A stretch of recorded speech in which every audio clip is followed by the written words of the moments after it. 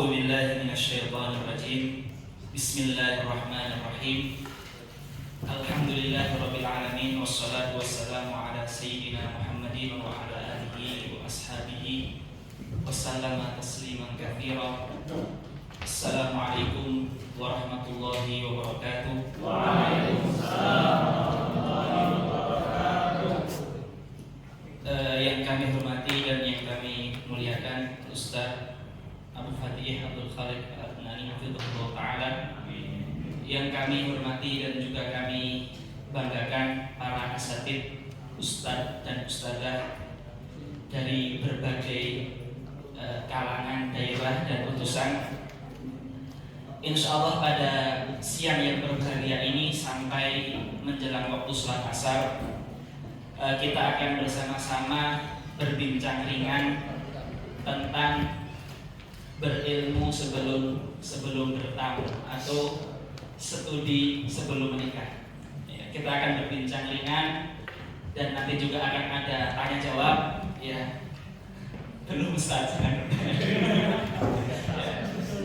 Bersama guru kami dan juga Ustaz kami, Al-Ustaz Abu Fatih Abdul Khaliq Al-Adnani. Biografi singkat, beliau kelahiran 18 Agustus 1975 ya Ustaz Denny 75. Beliau menempuh pendidikannya alumni Kuliatul Mu'allimin Al-Islamiyah Pondok Pesantren Al-Mu'min Surakarta, Solo. Kemudian beliau sekarang jadi staf pengasuh di Pondok Pesantren Darussyahadah Boyolali, Jawa Tengah, Solo juga. Beberapa karya beliau, yang pertama seperti Ensiklopedia Akhir Zaman, Zikir Akhir Zaman, Negeri-negeri Akhir Zaman, Fitnah dan Petaka, Misteri Pasukan Panji Hitam, dan banyak lagi yang buku-buku yang berkenaan dengan akhir zaman. Kemudian beliau juga sekarang aktif di Gria Sakinah ya. Gria Sakinah itu adalah seperti konsultan, tempat untuk konsultasi tentang rumah tangga, seperti itu. Tidak usah panjang, tidak usah lebar karena waktu kita terbatas, dan nanti biar lebih seru bisa dengan pertanyaan-pertanyaan. Insya Allah Ustadzul Karim beliau akan menyampaikan ya, sebagai stimulus mungkin materi selama 30 sampai 45 menit. Kemudian nanti bisa kita lanjutkan dengan sharing tanya jawab. Untuk sekedar pengetahuan awal Ustadz, bahwasanya jumlah kita ini kurang lebih 50 ya, seluruhnya itu belum nikah kecuali 3 orang. Dari 3 orang yang sudah nikah ini juga baru nikah 2 orang. Yang satu ini pun belum terlalu lama, baru 2-3 tahun. Jadi rata-rata umur di sini itu 26, 25, 24 tahun, dan insya Allah sudah siap semuanya untuk menempuh kehidupan yang lebih lama. Jadi kurang lebih itu saja. Waktu kami persilahkan sepenuh-penuhnya untuk antum Ustaz. Ini putra-putra antum semuanya. Bismillah. Assalamualaikum warahmatullahi wabarakatuh. Waalaikumsalam warahmatullahi wabarakatuh. Alhamdulillahi nahmaduhu wa nasta'inuhu wa nastahdihi wa natubu ilaihi wa na'udzu billahi min syururi anfusina wa sayyiati a'malina. May yahdihillahu fa huwal muhtadi wa may yudlil falan tajida lahu waliyyan mursyida. Asyhadu an la ilaha illallah wahdahu la syarika lah wa asyhadu anna Muhammadan abduhu wa rasuluhu la nabiyya wa la rasula ba'dah, amma ba'du. Ikhwan akhwat yang dirahmati Allah, sangat bahagia sekali saya mendapatkan kesempatan pada siang hari ini untuk berjumpa dengan antum sekalian, para kader ulama, calon pelanjut pewaris Nabi SAW yang akan kembali ke daerah masing-masing dengan sebuah amanah yang sangat besar. Ya, salah satu yang menarik kalau di Pondok Pesantren Hidayatullah yang pernah kami dengar, para alumni doanya dilepas setelah mereka berumah tangga, dan itu memang cukup menguatkan secara mental.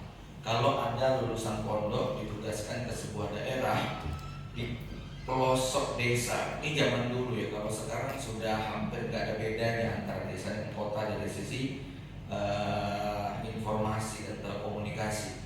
Tapi kalau dulu di zaman kami baru lulus pondok sangat terasa sekali bagaimana seorang alumni tugas di sebuah daerah terpencil menjadi takmir masjid, hanya menempati ruang ukuran 2x3, terus sakit sendirian, gak ada yang menghibur, gak ada yang memberikan support. Akhirnya baru bertugas sekian bulan minta pulang karena gak kerasa. Beda kalau ada pendampingnya. Ketika kemudian dia sudah mulai futur, mulai melemah, maka sang bidadari akan menghibur. Bersabarlah dalam perjuangan ini, masya Allah. Fakin namo hidupul jannah, itu terasa sekali gitu ya. Jadi memang masya Allah ya, istri ini benar-benar bisa menjadi supporter. Kalau Rasulullah memberikan sebuah gambaran hubbiba ilayya min dunyakum an-nisa wad-din. Dua aja dunia yang bikin aku terhibur gitu ya. Yang aku cintai itu dalam dunia itu gak banyak-banyak. Dua aja, satu perempuan, dua wanginya gitu ya. Antum diberi fasilitas yang begitu mewah seperti ketika Adam di surga, tapi gak ada perempuannya, gak seru gitu ya. Ya, tapi walaupun tinggal di gubuk derita bersama wanita tercinta, maka itu sudah terasa surga. Ya. Baik ya. Oke ya. Saya tambahkan, saya kenalkan, saya ini mertua beliau ya. Ini menantu saya pertama. Ya. Jadi memang ketika saya memiliki putri sudah umur 20, 21, setiap saya mengajar saya selalu hunting gitu ya, mana sampai akhirnya takdirnya sampai kemudian takdirnya beliau yang kemudian apa namanya, oh yang Musana nggak masuk waktu ini.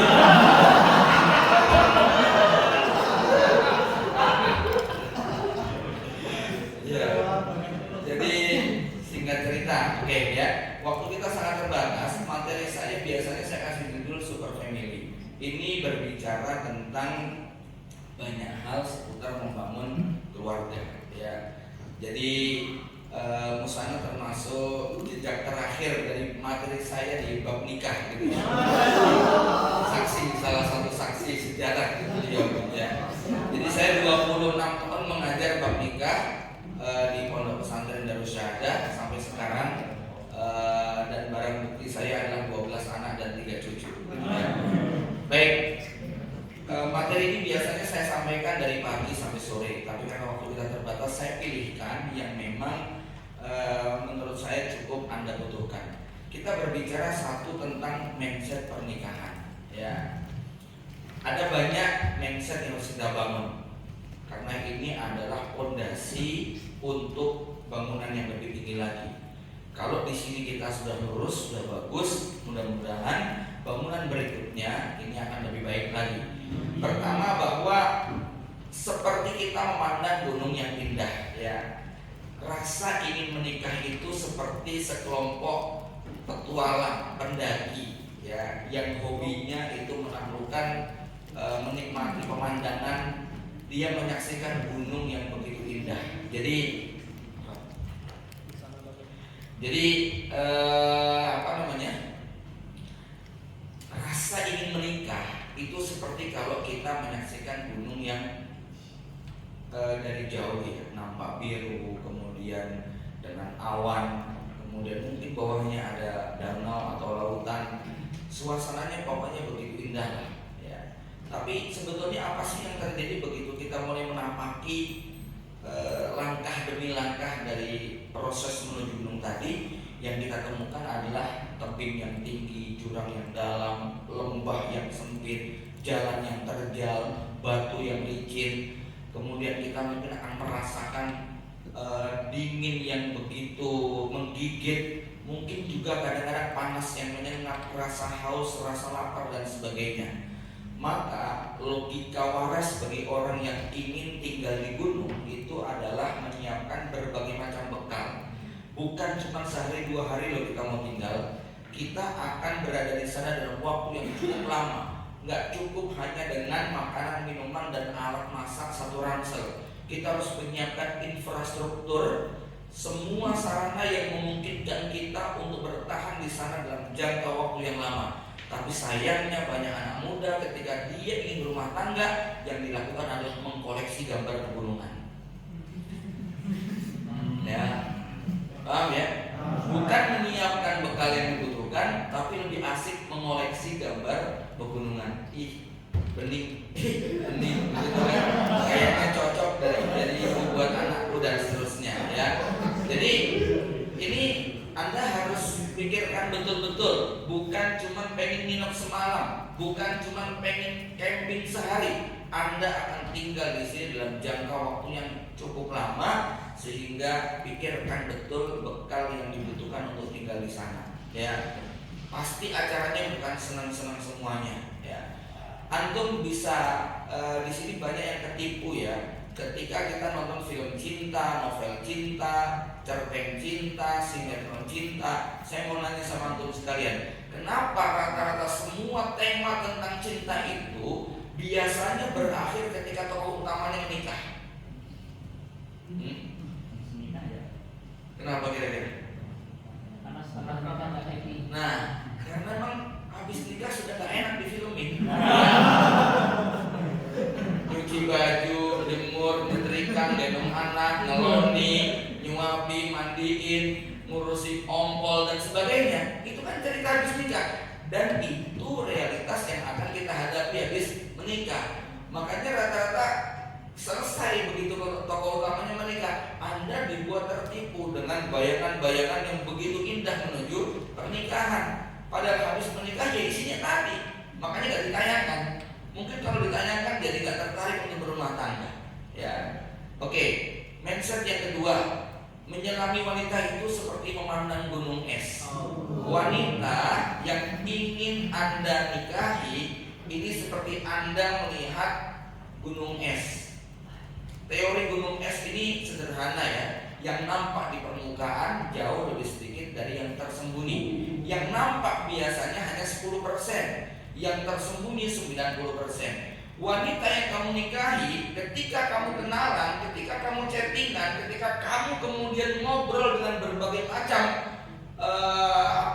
perkaranya, itu yang nampak adalah dingin, putih, sejuk, damai, ya tidak?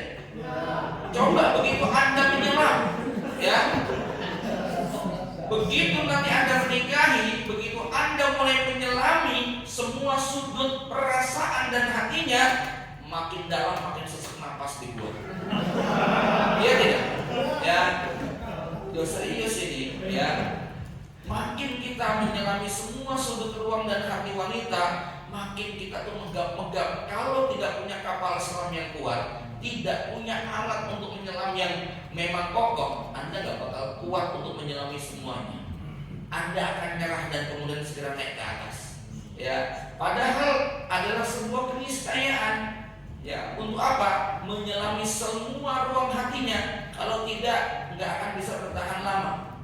Ya, maka banyak yang kemudian tertipu antara sebelum dan sesudah menikah tadi. Karena yang dilihat sebelum menikah itu hanya yang penampakan, sementara yang berada di balik penampakan itu sangat bukan mengerikan ya, tapi berat untuk kemudian kita pikul kalau kita tidak cukup ilmunya. Maka ini ya, wanita itu adalah gunung es yang kelihatan ketika Anda berjumpa itu menyenangkan semuanya. Tapi begitu Anda mulai menyelami, ya Allah ternyata materinya ya, ya Allah ternyata pemalas, ternyata begini begitu dan seterusnya ya. Nah, yang saya bisa nilai, mereka yang terlanjur mengenal perempuan sebelum menikah, sebut bahasa mudahnya pacaran, chattingan, ngobrol ngalor ngidul. Percaya deh, orang yang banyak ngobrol dengan perempuan kebanyakan janji, kebanyakan memberikan harapan, kebanyakan memberikan gambaran-gambaran yang indah, yang itu nanti akan membuat Anda tersiksa dan tersandera dengan semua screenshot yang nanti akan dia tunjukkan. Serius tuh, ya.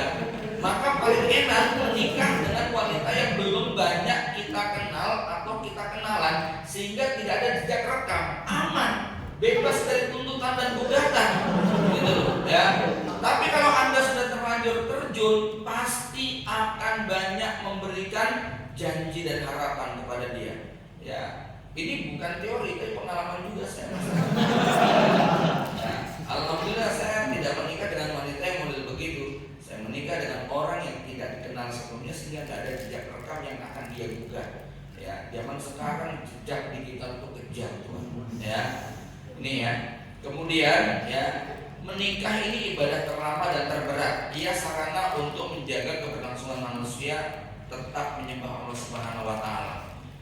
Antum kalau naik kendaraan, gak usah jauh-jauh lah ya, Solo, Ponorogo. Kalau supirnya mabuk, supirnya ugal-ugalan, supirnya berandal gitu kan ya, ada lubang titis malah gitu ya, Anda pasti tidak nyaman. Bayangkan ini perjalanan sepanjang waktu sampai akhir hayat, pasti akan sangat menyiksa.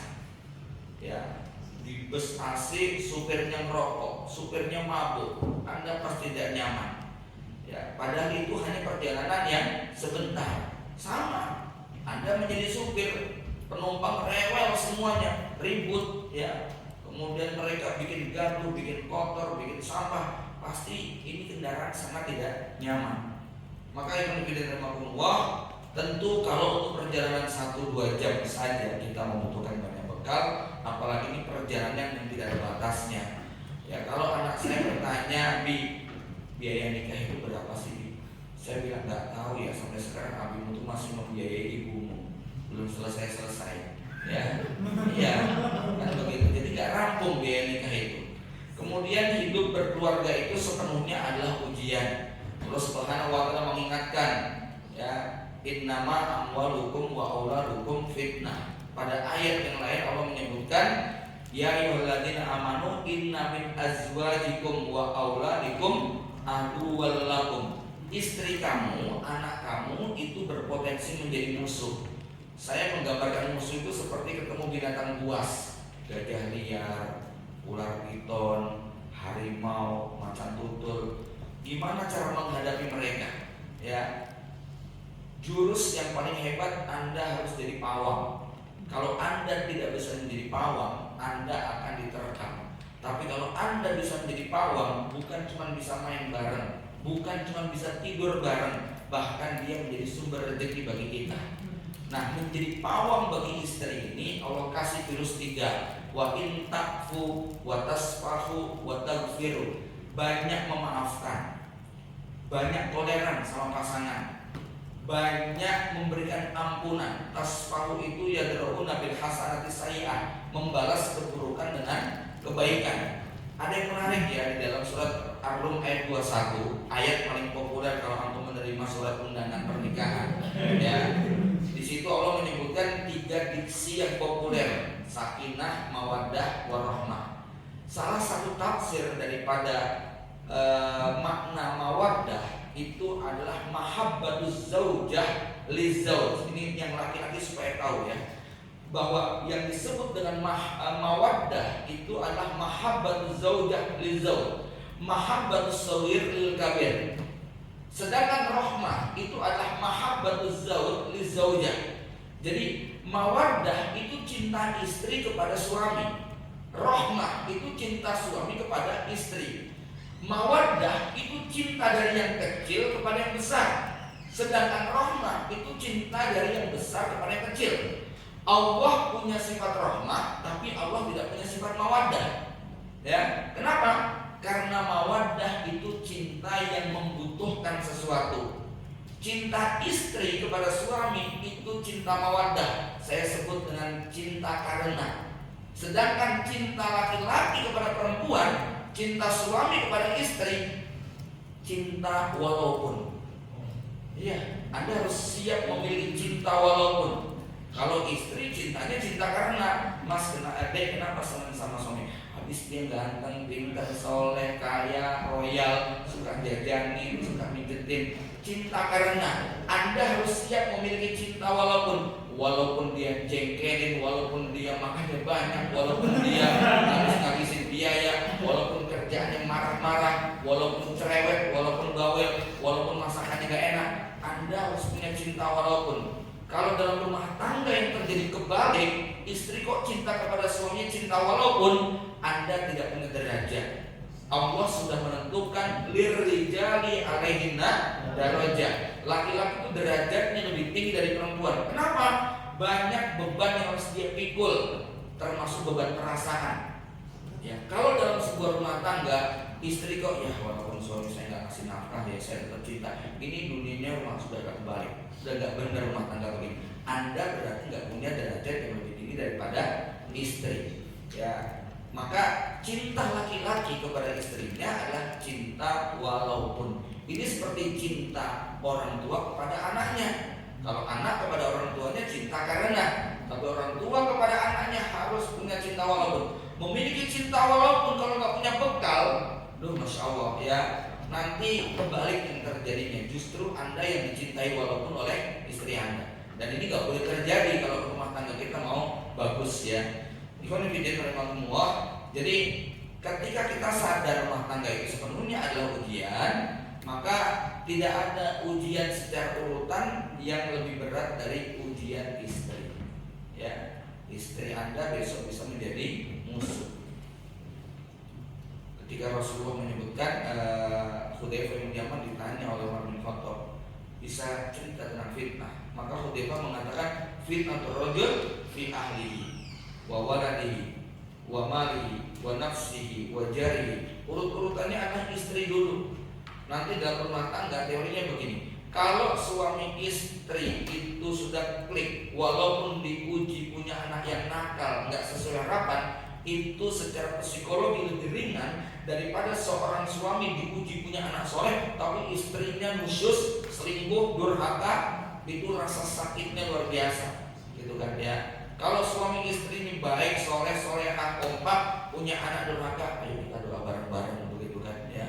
Tapi kalau seandainya seorang bapak punya anak soleh, ibunya kayak gitu, ya, dia sulit untuk berbicara tulus kepada anaknya tentang ibunya, ya. Maka yang Allah ini mental yang harus kita miliki ya terkait dengan pasangan. Kemudian sadar bahwa yang namanya begini ujian. Teorinya begini ya. Seandainya kita ini adalah gabungan dari dua atau sepasang laki perempuan yang sempurna.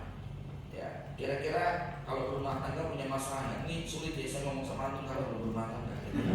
Ya, tapi kalau ini saya tanyakan kepada ratusan atau ribuan jamaah dalam kajian begini, seandainya kita adalah kombinasi dari laki perempuan yang istimewa, lakinya ganteng, akhwatnya cantik, soleh dan soleha, hafid dan hafidoh, ustadz dan ustadzah, sama-sama kaya, sama-sama cerdas, sama-sama keturunan mulia. Kira-kira kalau mereka menikah itu punya masalah nggak? Punya, apalagi udah nggak ganteng, nggak kaya lagi ya. Itu nggak nikah aja bermasalah gitu. Jadi seandainya orang yang kayak begini nikahnya di masjid dihadiri 500 jamaah, semuanya mengucapkan barakallahu laka wa baraka alaika wa jama'a bainakum fi khair, pasti mereka akan menghadapi masalah. Seandainya mereka menikahnya di Istiqlal waktu aksi 212 yang datang 5 juta orang semuanya mengucapkan doa, tetap ketika kemudian balik ke kampung halamannya akan punya masalah. Bahkan seandainya mereka menikahnya di depan multazam pas 27 Ramadan, malam Lailatul Qadar, diangkatkan sama Syekh Sudes, diaminkan 3 juta jamaah umroh, bulan madunya ke pantai Laut Merah, nginepnya di Royal Orchid gitu ya. Habis itu mampir Dubai Burut, balik lagi di Gontor gitu kan. Kira-kira punya masalah nggak? Pasti punya masalah. Maka aneh kalau ada orang mau nikah nggak siap memikul masalah. Satu-satunya yang nggak punya masalah itu cuma orang gila, ya. Tapi justru disitulah masalahnya ya.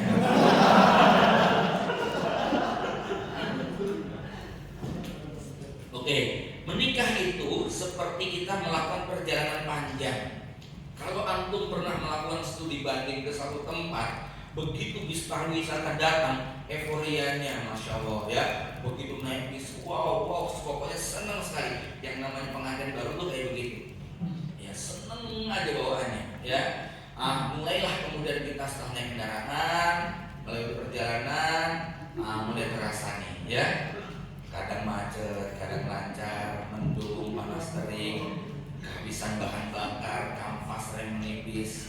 itu biasanya kampas rem menipis itu pas tanggal-tanggal tua, gitu ya.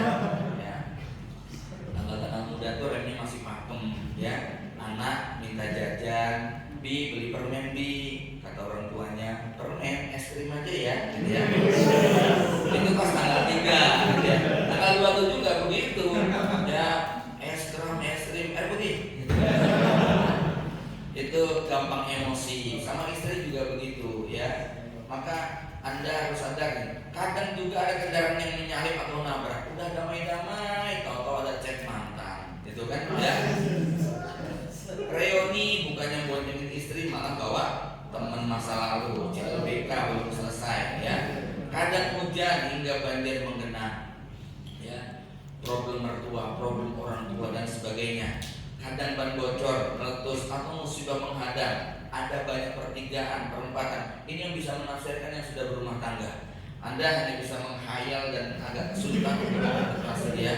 Kalau kita terasa banget nih, pertigaan itu apa, perempatan apa, penyempitan itu apa, jalan nanjak, jalan turun, jalan diperbaiki, ya. Anak sakit, kemudian bulan Juni, tahu bulan Juni, ya. Bulan Juni itu kontrakan habis, anak daftar ulang semua. Kemudian yang minta jatah liburan, yang mau lebaran dan sebagainya itu bareng dalam satu waktu. Anda harus siap memikul ini semua, ya.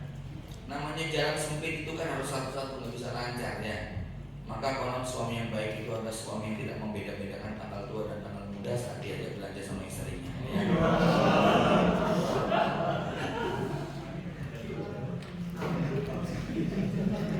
Ya.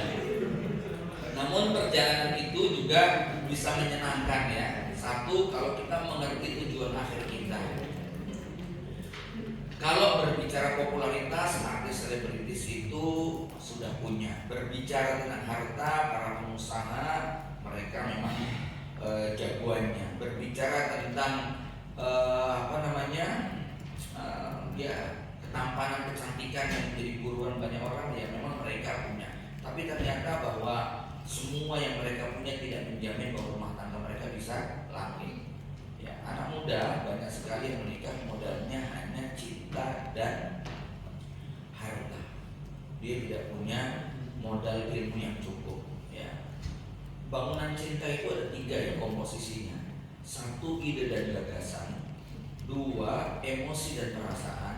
3, aksi dan tindakan. Banyak anak muda ketika memutuskan jatuh cinta, dia hanya mengambil bagian tengahnya, yaitu emosi dan perasaan. Aku kalau nggak sama dia enggak deh kayaknya, ya. Aku nggak bisa kalau nggak sama dia. Aku pokoknya harus dapat dia. Aku mendingan jomblo selamanya daripada tidak. Nah, orang yang menikah dengan modal emosi dan perasaan ini, keterampilan dia cuma 1, PHP dan tukar pesona, gitu, ya. Maka harus punya ide dan gagasan, ide tentang bagaimana membuat nanti calonnya semakin baik dari hari ke hari, ya.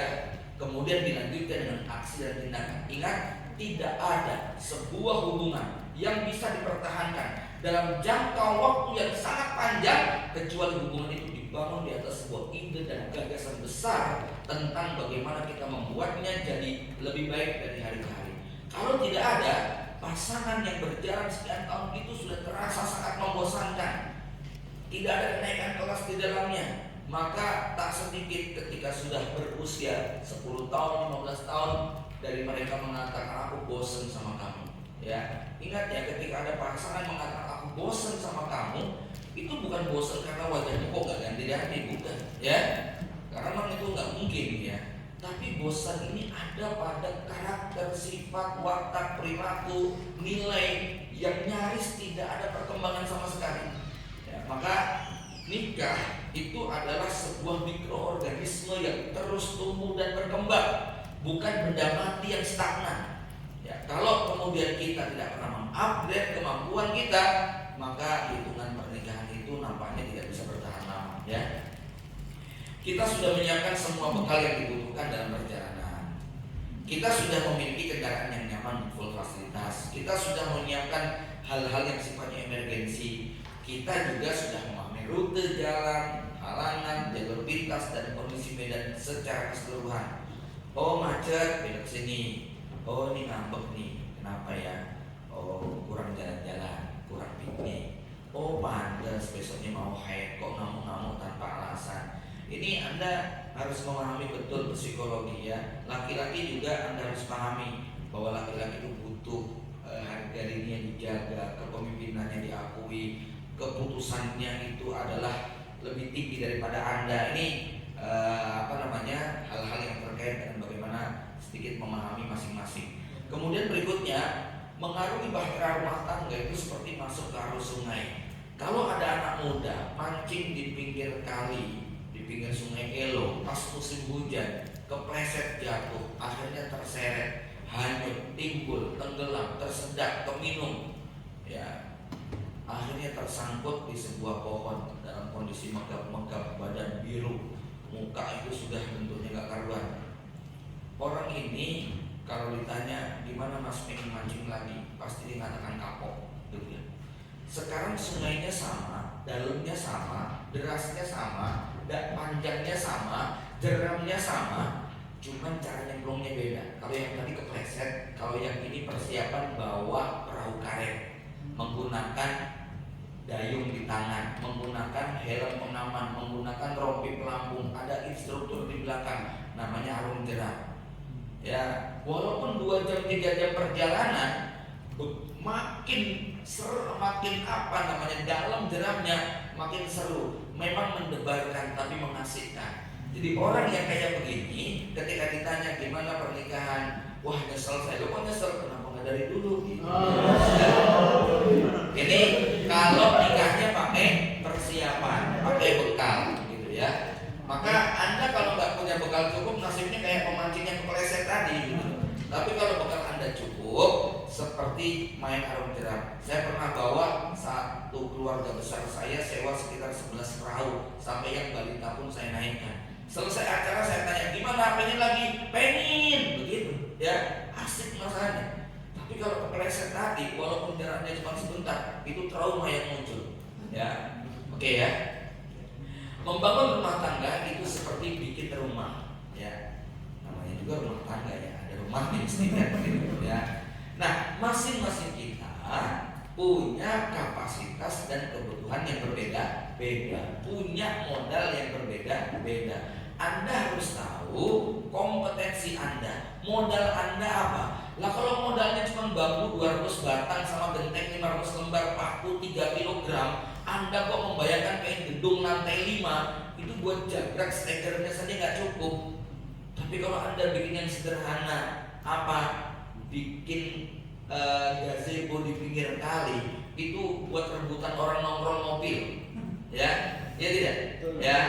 Artinya ada keluarga yang dia visi misinya sederhana, menjadi guru. Ada yang mimpinya besar karena keluarga politisi, keluarga dokter, keluarga ulama, keluarga kiai. Mungkin visi misinya beda-beda dan nggak penting sebenarnya. Maksudnya nggak penting itu begini. Anda tidak wajib untuk mengikuti yang begitu. Anda harus melihat apa modal yang Allah titipkan kepada kita. Beda ya, terinspirasi sama terobsesi ya. Kalau terinspirasi biasanya aspeknya 2, 1 kebutuhan, 2 kemampuan, ya. Tapi kalau terobsesi biasanya dia punya penyakit 3, nggak tahu diri, nggak tahu posisi, nggak sadar raih. Biasanya begitu ya. Kan harus punya sadar diri, sadar posisi dan sadar raih ya. Nah orang yang terobsesi dia tuh nggak punya tiga-tiganya ini parah begitu ya. Sehingga yang dilakukan di luar daripada kemampuan dia. Kalau kita kembali kepada mafruḍat populer, halal amruun man lam ya'rif celaka orang kalau nggak tahu diri itu. Ya, baik. Ya, ini kita sudah berbicara hampir setengah jam. Saya lanjut masuk kepada bagian yang berikutnya, ya, yang agak teknis nih sifatnya. Ya, bicara tentang ta'aruf, khitbah, akad dan walimah. Ya, ikhwan fillah rahimakumullah. Ya.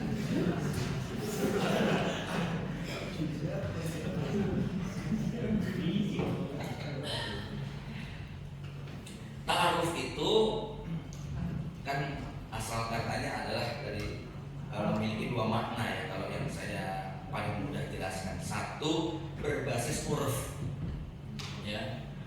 Jadi kalau Ibnu Hazm misalnya mengatakan boleh khitbah atau nador akhwat itu dengan sampai melihat dia telanjang, tapi itu nggak uruf. Satu nggak uruf, dua tidak ma'ruf. Maka aspeknya dua, uruf dengan ma'ruf. Ketika ta'aruf, kok yang muncul kemaksiatan itu bukan ta'aruf, gitu kan? Ketika ta'aruf kok tidak sesuai dengan etika dan uruf yang biasa diterapkan, maka itu bukan ta'aruf. Ya, ta'aruf harus memuat aspek satu sesuai dengan uruf, yang kedua harus bermuatan yang ma'ruf, bukan perbuatan yang mungkar. Kalau perbuatan itu mungkar, ini tidak dalam kategori ta'aruf lagi. Nah, para ikhwan yang dirahmati Allah Subhanahu wa taala, ini akhwat kalau mau ta'aruf ada hal-hal yang harus ditanyakan. Jadi kalau boleh saya gambarkan begini ya mekanismenya nih.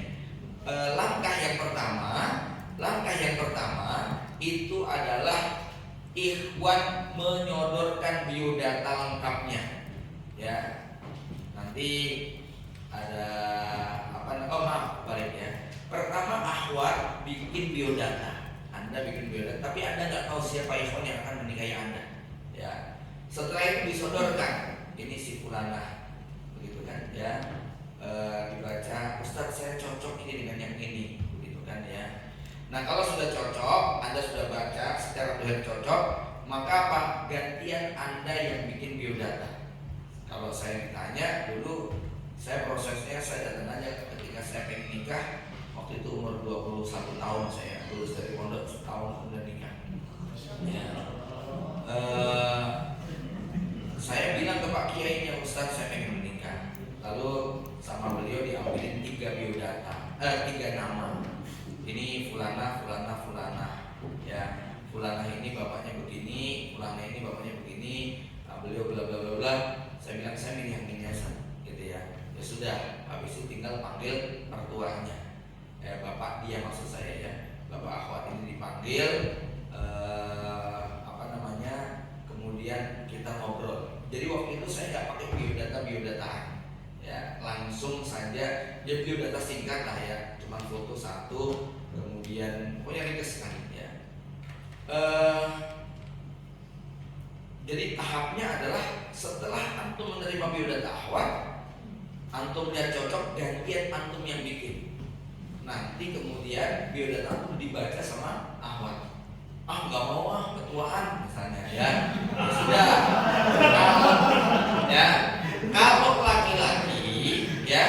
Kalau laki-laki itu nggak apa-apa, ditolak itu biasa, ya. Tapi kalau perempuan sudah pegang biodata antum, kemudian dia cocok, ketika dia menyerahkan biodata antum, kok antum tolak, itu sakit hati banget karena dia udah ngarep-ngarep gitu, ya. Dan perempuan itu pakai rasa dan emosi, kalau antum pakai logika, ya. Jadi begini ya, ini harus dipahami. Jatuh cintanya laki-laki kepada perempuan berbeda dengan jatuh cintanya perempuan kepada laki-laki. Laki-laki akan menyukai perempuan yang disukai oleh semua laki-laki. Jadi ada akhwat nih, semuanya senang. Saya juga senang biasa. Iya. Ya. Laki-laki akan mencintai wanita yang disukai oleh semua laki-laki. Tapi kalau perempuan, dia akan menyukai laki-laki yang dicintai. Wah, dia keren. Enggak, aku tetap sama dia. Gitu ya. Itu perempuan tuh karakternya kayak gitu. Maka kalau dia sudah menjatuhkan pilihannya kepada antum, biasanya perempuan lebih berat untuk kemudian berpindah. Saya bisa lebih khusus sebetulnya membicarakan bab ini karena saya sedang mengalami, gitu ya. Ya. Jadi maksud saya begini ya, mengalami peristiwa semacam itu, kita melihat ada perempuan yang memang begitu dia sudah jatuh hati kepada si fulan, itu biasanya disuruh ganti itu berat. Tapi kalau laki-laki itu kita sadarkan logikanya, itu cepat ketemu. Jadi kalau antum ditolak seorang akhwat, saya kasih jurus sama antum. Temui akhwat itu dan katakan, Mbak, wanita seperti Anda banyak jumlah. Ya. Tapi punya anak yang wajahnya mirip saya, cuma saya yang bisa.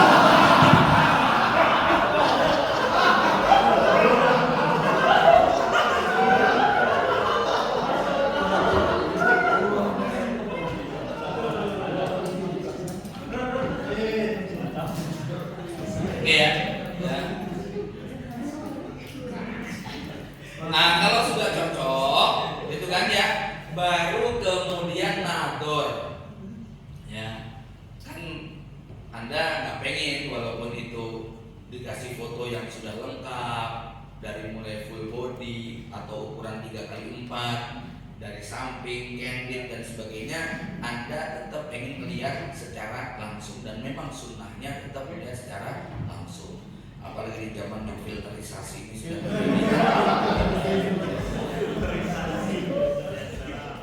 semuanya menggunakan filter, itu sudah banyak yang ya ekspektasinya tiba-tiba menjadi berubah ya. Oke, kalau sudah cocok, langkah berikutnya Anda nador, dipertemukan oleh murabi atau ustadz atau tetangga atau siapa yang menjadi wakil ya. Saya tidak mewakili gaya komunitas manapun, intinya ada wakil di komunitas tertentu, ada ustadz, kiai, murabi atau apapun lah ya. Bisa orang tua langsung itu juga bisa ya. Setelah Anda melihat, nah ini biasanya nih Mbak, perhatikan ya, perempuan pandangan matanya itu pendek tapi lebar, laki-laki itu jauh tapi sempit ya. Makanya kalau dalam naik mobil, laki-laki itu biasanya yang ngerempet itu kanan dan kiri. Kalau perempuan yang penyok depan dan belakang ya, perempuan akan sangat sulit untuk parkir karena memang pandangan dia lebar tapi pendek. Perempuan itu panjang tapi sempit ya. Dan itu bisa kita buktikan waktu nador. Ahwat ketika ditanya, gimana Uhti, cocok? Insya Allah Ustaz. Ya. Tapi kalau Iwan gimana Ki? Saya sebentar orang berikut tadi itu. Saya jelas itu loh. Jadi butuh berulang-ulang. Dia harus melihat sampai nengok begitu. Kalau perempuan melihat pun sudah tahu bahwa dia ganteng, itu dia tahu gitu ya. Itu karakter perempuan begitu. Baik.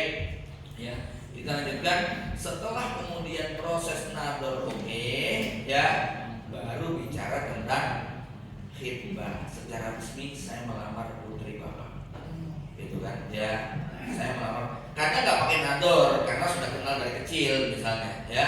Contohnya anak saya nomor 2 itu nggak pakai nadoran lagi, gitu ya. Karena teman SD, teman TK, gitu kan? Ya, yang kemudian terpisahkan waktu SMP. Jadi ketika dijodohkan, nah, Umi menjodohkan kamu dengan fulana. Bismillah Bi, memang itu yang tak inter kok dari dulu. Ya sudah, klik ya. Ya. Akhirnya, nah kalau sudah kayak itu, barulah melangkah kepada setelah khitbah bersiap menuju akad. Ya. Subhanallah, akad nikah ini sesuatu yang sangat sakral. Ya. Banyak orang walaupun itu dia ustadz, walaupun dia itu orang alim, ini peristiwa yang sangat monumental sehingga kadang-kadang greget gemeter. Ya, terutama mertua itu bisa gemeter itu ya kalau, waduh, mantu saya alumni Gontor, ustadz senior, begitu kan? Itu mertuanya bisa, aku nikahkan engkau dengan seperangkat alat sekolah. Seperti pulpen penggarisan, mau alat sholat jadi alat sekolah. Dulu ada saya menghadiri walimah, orang tuanya itu masya Allah semangat sekali. Aku nikahkan engkau dengan putriku dengan mahar emas 5 kilogram. Semua jamaah bersorak, keliru 5 gram maksudnya ya. 5 kilogram namanya jagung. Emas 5 kilogram itu berapa puluh miliar ya. Ya, baik ini. Nah, maka kalau dulu saya latihan gitu kan ya. Jadi ketemu nanti pakai bahasa Arab atau bahasa Indonesia ya. Ini waktu akad. Nah, walimah inilah momen dimana kita menunjukkan syiar Islam dalam pernikahan.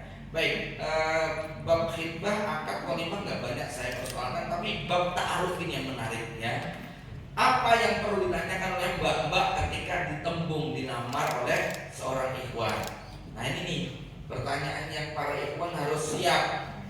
Bagaimana tentang visi misi pernikahan, ibadahnya, jamaahnya gimana Mas? Anda sholat berjamaahnya, subuh masih dibangunin apa sudah otomatis bangun sendiri ya?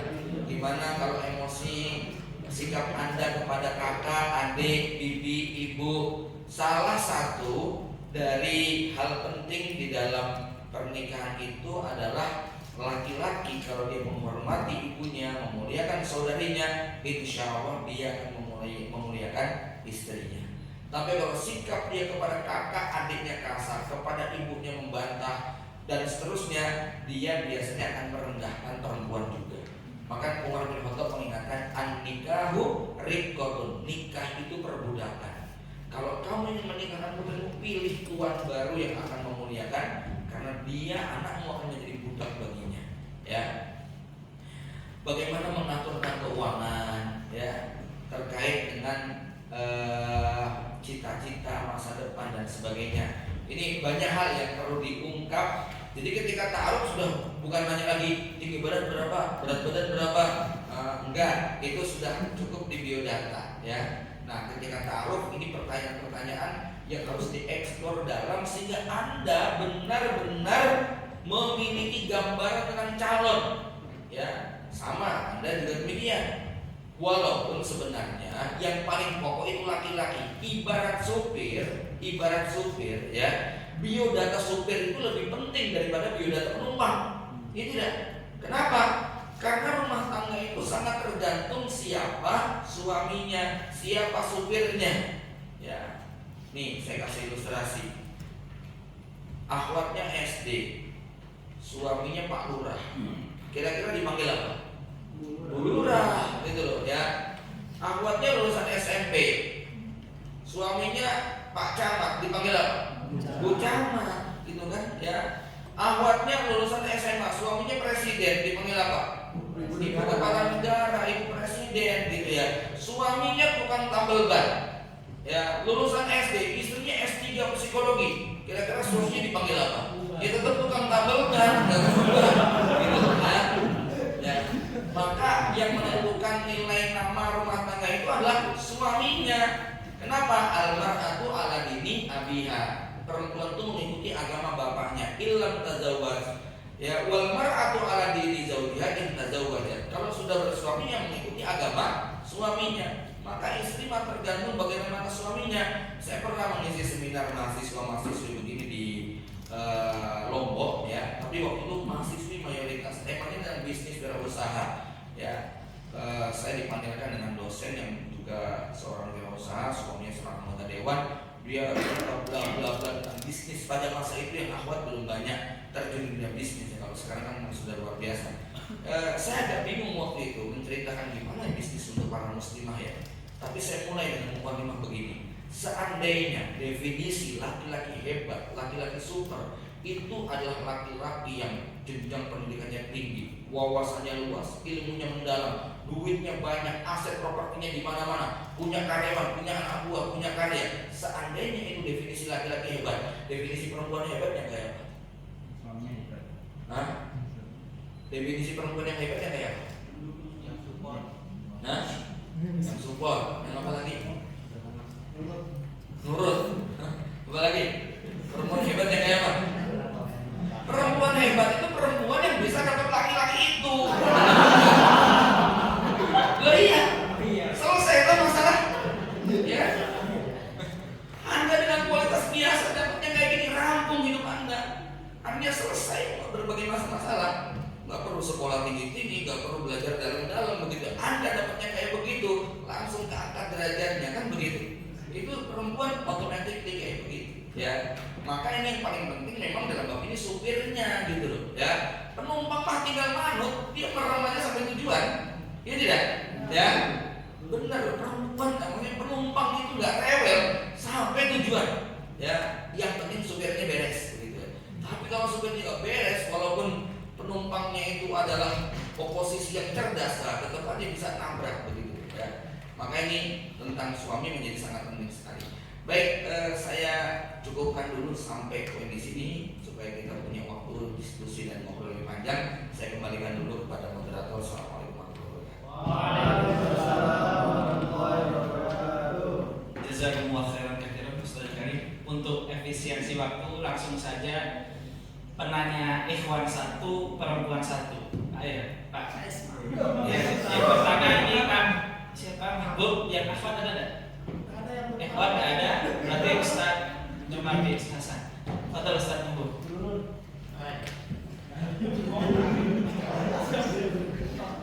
Ini jomblo apa sudah menikah? Jomblo. Oh, jomblo. Alhamdulillah. Insyaallah, insyaallah. Bismillahirrahmanirrahim. Assalamualaikum warahmatullahi wabarakatuh. Sebelumnya kami ucapkan jazakumullah khairan katsiran jazakumullah ahsanal jazaa. Saya perkenalkan singkat nama saya Muhammad Maulai, saya dari Solo Ustaz.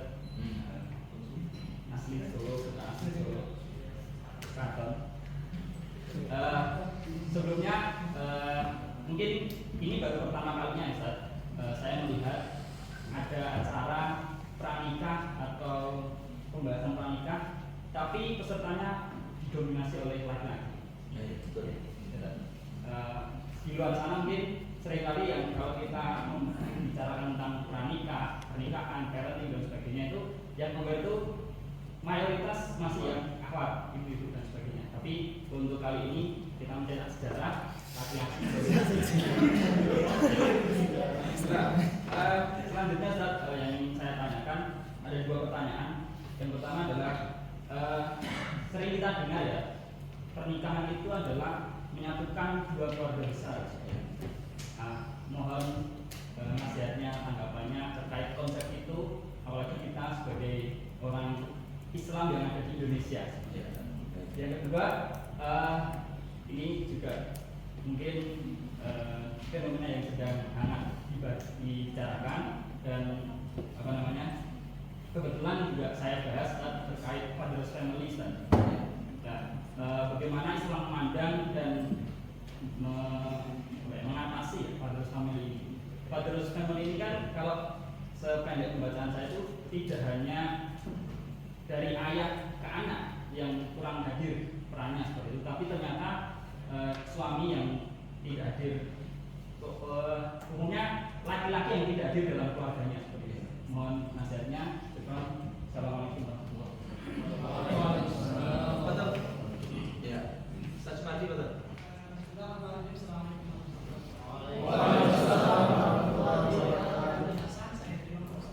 Masya Allah. Yang saya katakan ini sebenarnya masalah fenomena. Masalah? Fenomena. Ya. Ini kan bekal bekal utama pendidikan kita ini. Ya. Cuma kalau kita yang fenomena yang ada, orang berilmu pun kadang-kadang suka kandas juga. Tapi kadang-kadang juga orang yang tidak berilmu sekali, artinya tidak mempunyai ilmu, terutama masalah itu kadang-kadang juga nggak berilmu rumah tangganya. Nah, sebenarnya apa ya namanya gimana ya? Penyebabnya Ya. berilmu kok masih kok masih berantakan rumah tangganya. Mungkin cuma itu. Assalamualaikum warahmatullahi wabarakatuh. Baik, Masya Allah, terima kasih untuk semua pertanyaannya. Pertama, saya ingin berikan gambaran terkait dengan menyatukan dua keluarga besar. Salah satu nasihat penting yang sering saya sampaikan dalam pernikahan, bahwa besok Anda akan lebih tersita waktu, pikiran, tenaga dalam rumah tangga itu pada hal-hal yang sifatnya teknis, bukan hal-hal yang sifatnya ideologis. Jarang sekali ada rumah tangga yang pisah, rampung, bubar karena perbedaan manhaj, perbedaan ideologi, sangat jarang. Ya, sebagian besar perceraian dalam pernikahan itu tidak klik ataupun mereka menemukan batu sambungan besar dalam hal teknis. Ya, dan memang ini yang paling menguras. Maka saya menasihatkan agar jangan mengabaikan hal-hal yang sifatnya teknis ketika Anda akan berumah tangga.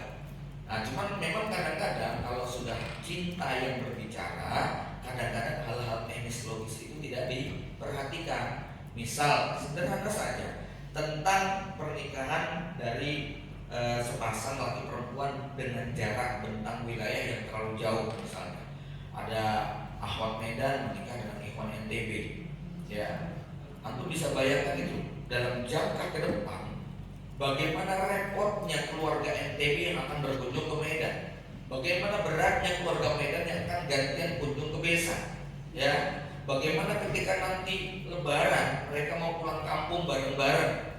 Saya pernah didatangi, ada seorang ikhwan dari Balikpapan datang ke Solo pengen cari awat Solo. Saya bilang kenapa antum nggak nyari awat Balikpapan aja? Allah Ustaz, Balikpapan Jogja itu cuma 1 jam dekat, 1000 sekali pulang bisa. Saya bilang kamu belum ngerasain punya anak 8 kan? Ya. Gimana pas lebaran pengen pulang bareng-bareng harga tiket naik 3 kali lipat? Anda akan terkuras energi harta yang Anda punya untuk hal-hal yang tidak penting. Anda bisa belokkan itu duit untuk hal-hal yang sangat strategis ketimbang habis di maskapai atau di bensin dan sebagainya, gitu kan? Maka alhamdulillah saya juga begitu. Target punya mantu nggak boleh jauh-jauh gitu ya.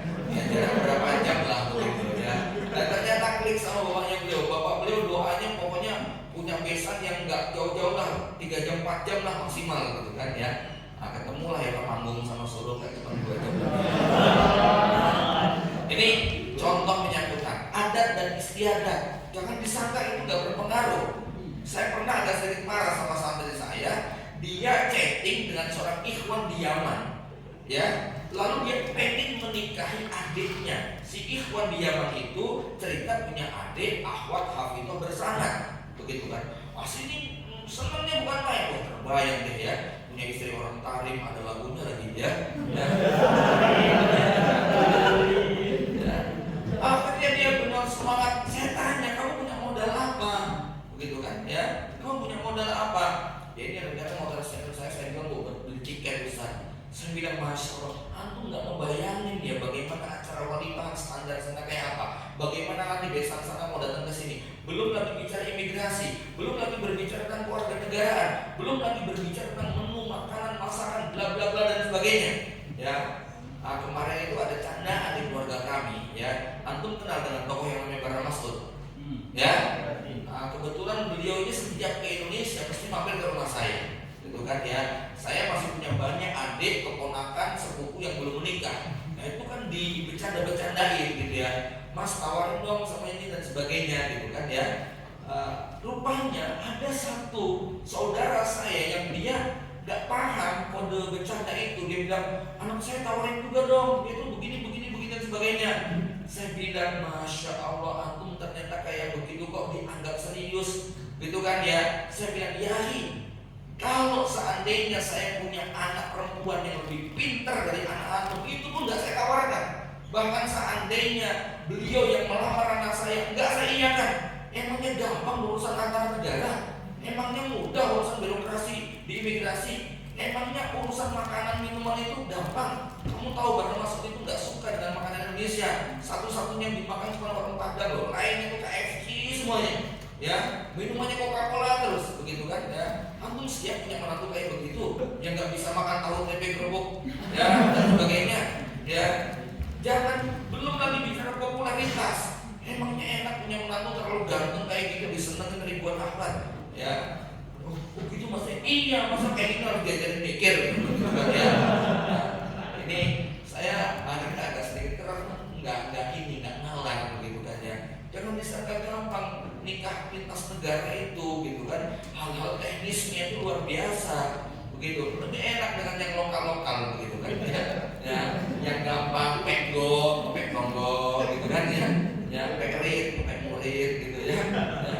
Itu lebih simpel gitu ya.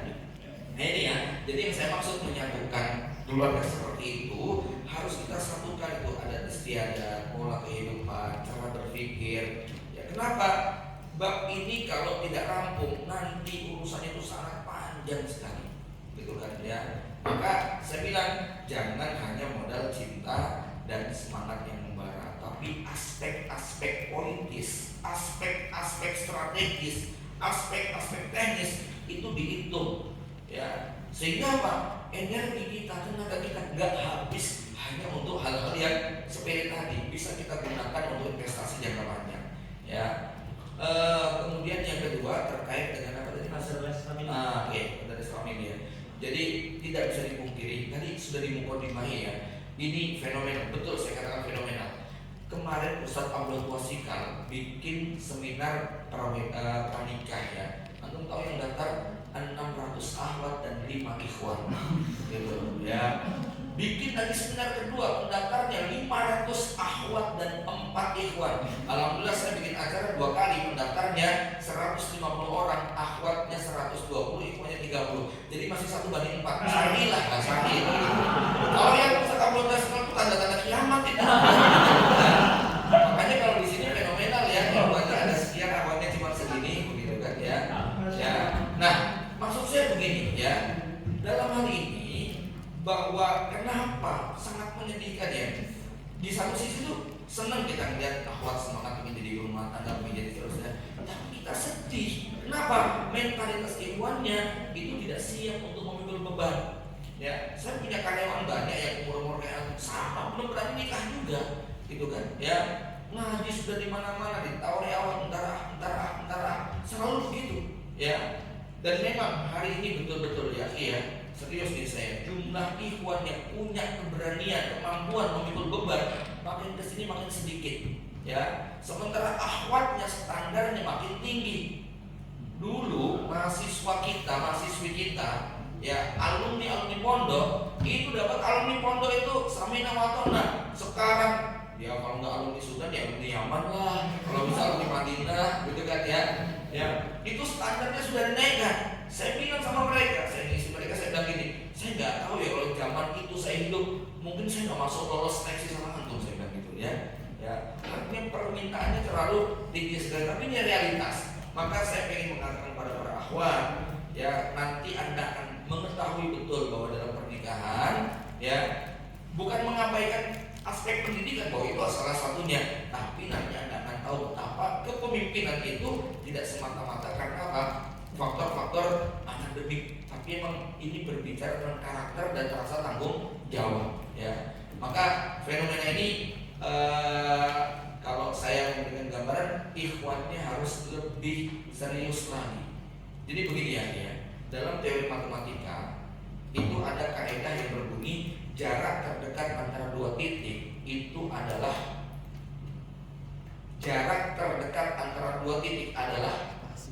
garis lurus, gitu ya. Fase dari akil balik menuju suami itu harusnya garis lurus. Yang Anda pelajari adalah ilmu bagaimana Anda menjadi suami yang baik bertanggung jawab. Tapi saya lihat banyak anak muda laki-laki belok muter, mempelajari banyak hal yang tidak penting, menghabiskan waktu untuk yang sia-sia, sampai ketika fase di mana dia harus menjadi suami, dia belum punya bekal yang cukup. Ya, dari 15 sampai ke 25, dia terlalu banyak menghabiskan hal-hal yang tidak ada hubungannya buat masa depan rumah tangga dia. Ya, Anda boleh menjadi ini, jadi itu, tapi Anda wajib kan jadi suami. Gak bisa lompat langsung jadi kakek gitu, ya. Dilewati dulu jadi suami, jadi bapak, baru jadi kakek, gitu kan ya. Artinya ilmu menjadi suami ini ilmu wajib, ya. Dan ini waktu yang akan Anda habiskan ketika nanti sudah berumah tangga itu akan habis terkuras untuk semua hal yang berhubungan dengan masalah-masalah rumah tangga. Saya kalau kedatangan orang itu problemnya cuma 3 aja biasanya, ya pekerjaan, utang, keluarga, PHK, gitu kan ya. Jarang orang datang kepada saya konsultasi tentang gimana saya pengen mati syahid, ya.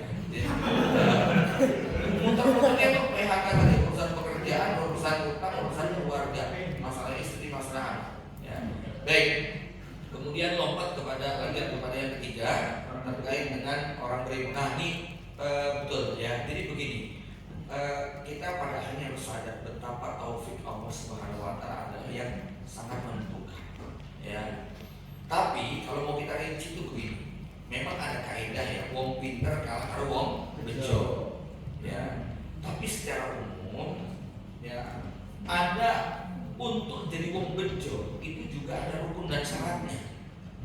Ya bahwa Allah Maha Kuasa atas segala sesuatu. Tapi biasanya orang-orang yang bernasib mujur, bernasib baik, kalau mau saya ringkas, mereka pasti memiliki sifat, watak, karakter, perilaku, tabiat yang meniscayakan kehidupan mereka itu bejo, begitu. Sebagaimana kalau ada orang yang apes, ada orang yang nasibnya nggak baik, memang ada perilaku-perilaku yang meniscayakan dia akan jatuh kepada keapesan. Kenapa? Imam fakulun muyassarun lima khuliqa lahu, kan begitu kaidahnya. Ya, masing-masing takdir itu akan sesuai dengan perilaku kita. ya, bahwa Allah Maha Kuasa untuk menjadikan, ya, jadi begini maksud saya, kaidah apapun itu pengecualian selalu ada ya. Ya, bahwa Allah mengatakan atau ibadah itu ibin atau itu ibad, ya, orang yang baik dapat yang baik, yang buruk dapat yang buruk. Tapi ada nggak yang baik dapat yang buruk? Ada. Yang buruk dapat yang baik juga ada, kan begitu. Itu pengecualian selalu ada, ya.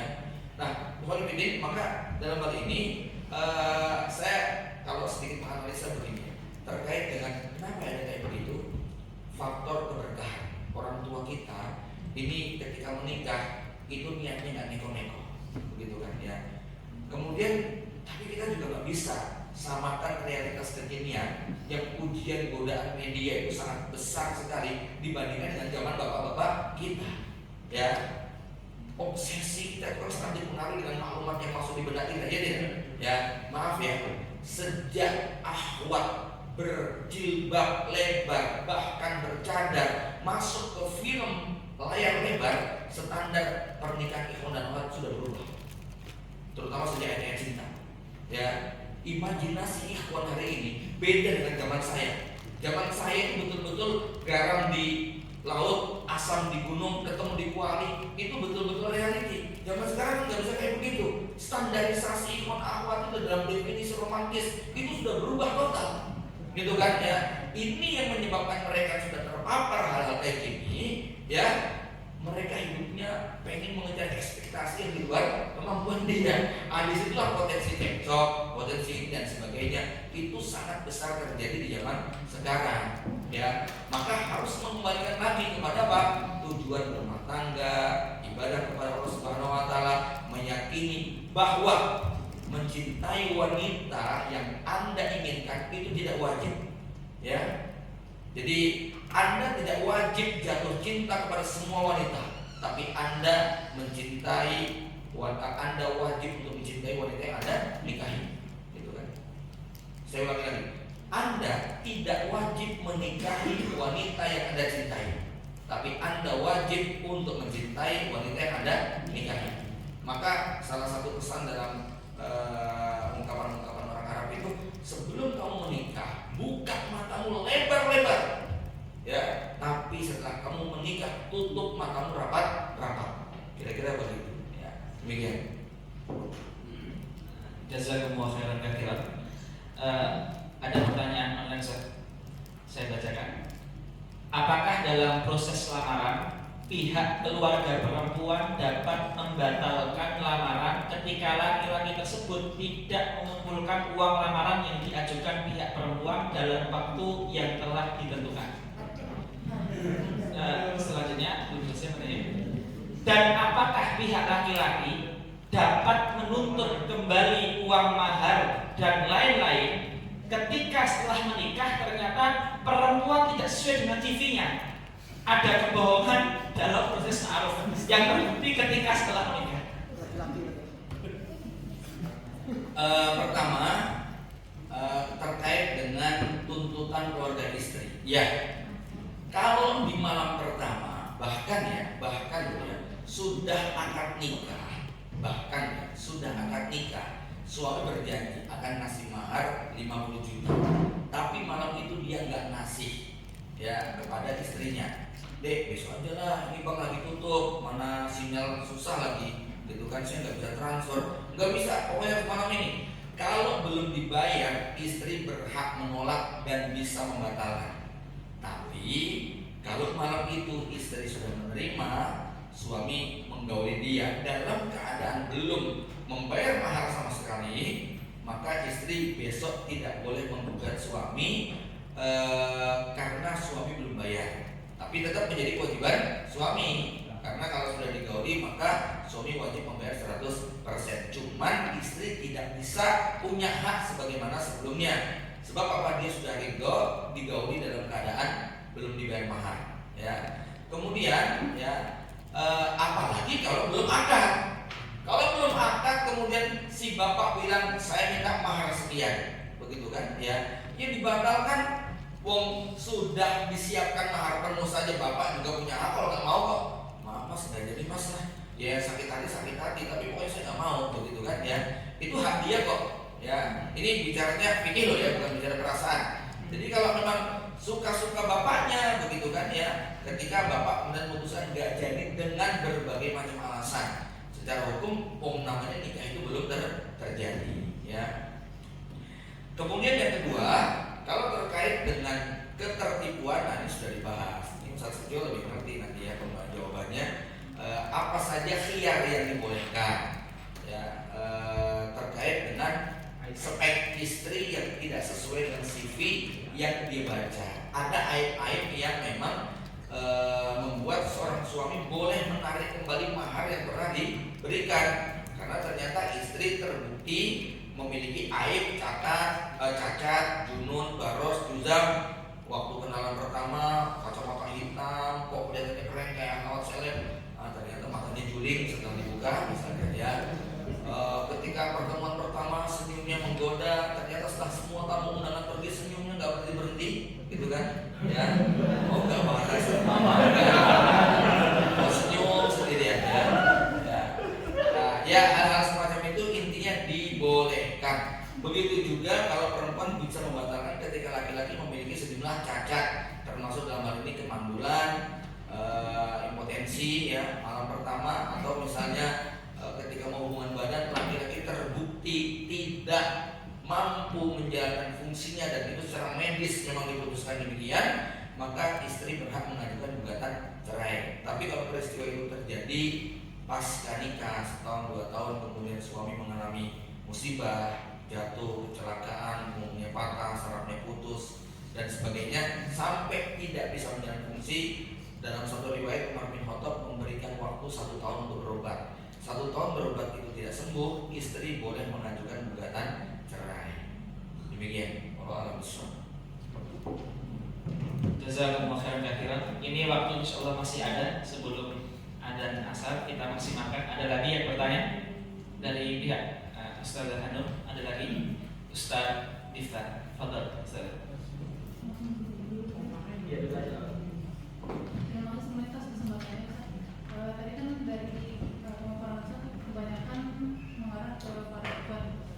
Nah kalau untuk wakaf ini selain dia saya tuh pernah baca kalau sebelum nikah itu haknya perempuan untuk memilih, karena setelah pernikahan itu dia mau tidak mau taat. Ya, tapi apa yang perlu dipersiapkan perempuan selain dia menyeleksi, katakanlah menyeleksi ikhwan itu yang perlu disiapkan? Iya, memang tadi kan saya sudah beri gambarannya. Perempuan itu mirip seperti penumpang. Ya, kira-kira kalau penumpang itu seberapa tingkat seleksinya? Ya, dia tidak terlalu asal dia punya sifat. Kalau perempuan tuh begini, 3 sifat yang dimiliki perempuan itu sudah cukup menyelesaikan problem apapun dalam rumah tangga. 1, imro'atul mu'minah. Dia betul-betul beriman kepada Allah, kepada takdirnya dan semua keputusannya. Yang kedua, siqah bizauj, percaya betul kepada suaminya. Yang ketiga apa? At-tha'ah bizauj, taat kepada suaminya. Kalau 3 sifat ini melekat pada istri, Masya Allah itu rampung. Persoalan apapun akan banyak selesai dengan 3 sifat ini, sekeras apapun badai yang menghantam. Kalau dia memiliki 3 karakter ini. Jadi kalau berbicara tentang persiapan, perempuan memang relatif sangat sedikit sekali. Cuma ya, kalau berbicara tentang bagaimana dia mendapatkan imam yang baik, tadi sudah dikatakan bahwa perempuan laki-laki itu haknya adalah memilih, perempuan haknya adalah menerima dan menolak. Tapi ada satu yang barangkali kalau ini dilakukan, perempuan bisa dapat hak yang ketiga, memilih yang terbaik. Apa itu? Menawarkan dirinya untuk dinikahi oleh laki-laki yang soleh, seperti yang dilakukan oleh Bunda Khadijah maupun beberapa sahabiah untuk mendapatkan laki-laki yang baik, seperti yang dilakukan oleh Umar bin Khattab pada Hafsah. Sebab apa? Dengan cara seperti itu dia tidak pasif, dia akan aktif mendapatkan sesuai harapan. Kalau gagal kan dia cari yang lain lagi, gitu kan ya. Tapi ketika dia sedikit dalam tanda kutip agresif ya, tapi yang agresif bukan dia, orang tuanya. Orang tuanya itu yang nyari betul begitu ya. Insya Allah peluang untuk mendapatkan yang baik daripada nunggu dilamar yang kemudian dapat saat itu sulit untuk memilih. Gimana ya, udah ada yang datang begitu kan? Karena kan kaidahnya idza atakum man tardawna yardawna dinahu. Lah, maka sebelum kedatangan teori tentang jemput bola itu peluangnya lebih besar, ya. Maka secara umum perempuan tidak terlalu banyak persiapan. Anda bisa lihat ibu-ibu Anda, ya, mbah-mbah Anda dulu sekolahnya cuma sampai mana? SD, SMP, tapi bisa melahirkan orang-orang hebat, ya tidak? Ya, karena tadi perempuan ini tergantung bagaimana apa suaminya. Maka tugas berat orang tua adalah memilihkan calon suami yang terbaik buat anak putrinya. Nah, kalau itu sudah dilakukan orang tua, sudah aman. Mau anak putrinya persiapannya ala kadarnya, ini nanti supir yang akan ngurusi dan membantunya, semacam itu, ya. Cuman kalau untuk zaman sekarang memang saya melihat, ya, di antara saya pribadi nih, kalau dalam konteks memilih seorang akhwat, ya, lebih suka pada mereka yang tidak terlalu melek terhadap hal-hal yang sifatnya duniawi, punya mental mampu menyembunyikan rahasia, punya kekuatan untuk tidak menceritakan apapun masalah rumah tangganya kepada dunia luar, apalagi kepada media sosial. Ya, ini yang bikin kacau, gampang berantakan, kan mentalitas semacam ini yang tidak dimiliki oleh kebanyakan perempuan. Kenapa? Memang sebelum menikah kebiasaannya seperti itu. Apa-apa diekspos, apa-apa di story, apa-apa kemudian diceritakan, sampai hal-hal yang sifatnya sangat pribadi terlalu banyak diekspos semuanya. Ya, kalau hal semacam ini nanti punya problem sedikit saja, itu sudah cukup bagi dia untuk kemudian membeberkan aib-aib dalam rumah tangganya. Makanya Islam dalam hal ini mengingatkan betul, ya, tentang bagaimana perempuan punya watak korna fi buyutikunna, ya, bagaimana perempuan diingatkan hafidhatka fi malika wa nafsiha. Ini adalah karakter yang sangat pokok yang harus dimiliki oleh seorang perempuan. Seberat apapun ujian, dia mampu untuk menjaga nama baik suaminya untuk tidak tercemar. Maka saya sampaikan, tolong kalau suatu saat antum menikah kemudian ada masalah, terutama akhwat, jaga betul-betul jangan sampai atas nama ini mengambil pelajaran, tapi keluarga Anda yang dijadikan pelajaran oleh orang, gitu, ya. Diekspos di FB, di ini itu, semua orang yang tahu, ya, akhirnya kemudian susah sendiri, begitu kan, ya. Ya, kenapa? Karena masalah itu kalau makin kita sembunyikan makin cepat untuk selesai. Allah alam. Baik, Ustaz sudah. Assalamualaikum warahmatullahi wabarakatuh.